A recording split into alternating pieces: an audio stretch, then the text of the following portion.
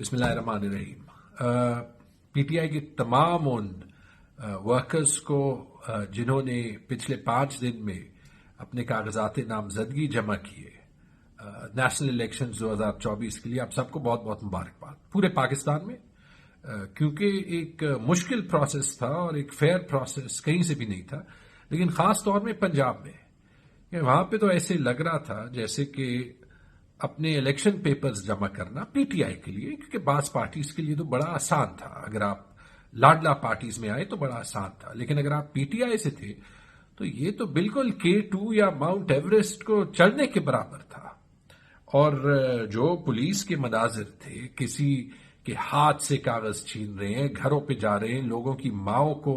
جو ہے وہ ہاتھ لگا رہے ہیں، لوگوں کے گھر توڑ رہے ہیں، لوگوں کو اغوا کر رہے ہیں، لوگوں کو مار رہے ہیں، لوگوں کو جیلوں میں بھیج رہے ہیں، تو ایسے لگ رہا تھا جیسے کہ پنجاب پولیس تو ہے، لیکن مشرقی پنجاب سے کہیں امرتسر سے یا جلندھر سے یا لدھیانہ سے پولیس جو ہے وہ لاہور اور پنجاب میں آ گئی ہے اور پی ٹی آئی کے دہشت گردوں کا مقابلہ کر رہی ہے۔ بڑے افسوسناک منظر تھے، لیکن تب بھی اگر آپ سب نے اتنی زیادہ تعداد میں کاغذ جمع کیے اور پی ٹی آئی نیشنلی وہ پارٹی ہے جس کے سب سے زیادہ امیدواران ہیں، تو اس سے بھی ثابت ہو گیا کہ پی ٹی آئی پاکستان کی سب سے بڑی پارٹی ہے اور سب سے مقبول پارٹی ہے، اور شاید اسی لیے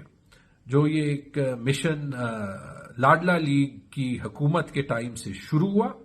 اور آج ان کی ایکسٹینشن کیئر ٹیکر حکومت کر رہی ہے کہ کسی طریقے سے جتنا بھی ان لیول پلینگ فیلڈ ہو سکے تاکہ عوام کی خواہش کے برعکس نواز شریف کو پرائم منسٹر بنایا جا سکے۔ اس میں جو سب کچھ کے ناکامیاب ہونے کے بعد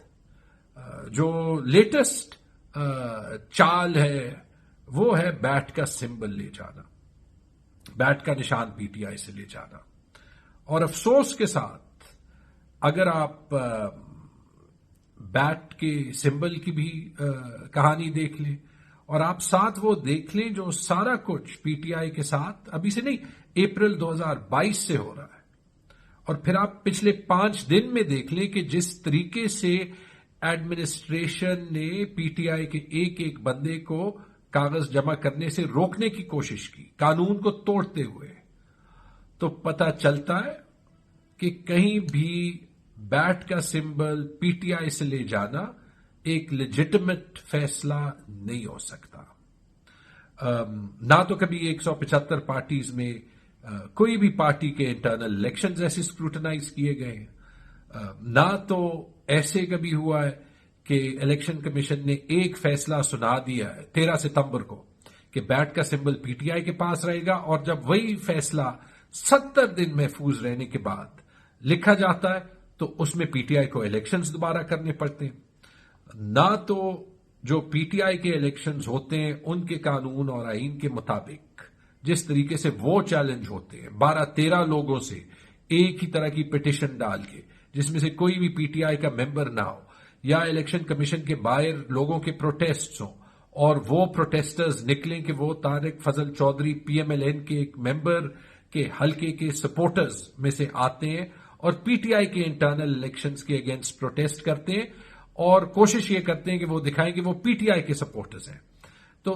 یہ واقعات کبھی بھی نہیں ہوئے، کیونکہ شاید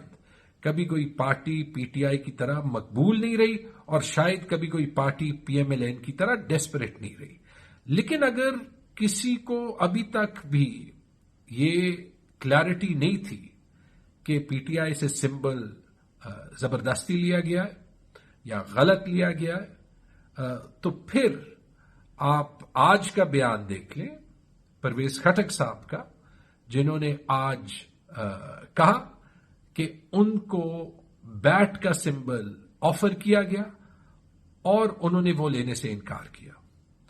تو سوال یہ بنتا ہے کہ خٹک صاحب کو بیٹ کا سمبل کس نے آفر کیا، کب آفر کیا اور کیسے آفر کیا، کیونکہ اس سوال کے جواب کے بغیر تو یہ بالکل ثابت ہو جاتا ہے کہ پی ٹی آئی سے یہ سمبل اسی لیے لیا گیا ہے کہ پاکستان کے عوام عمران خان کے لیے اور اپنی پسندیدہ پارٹی کے لیے ووٹ نہ دے سکے. اب ضروری ہے کہ پی ٹی آئی کو، عمران خان کو اور پاکستان کے عوام کو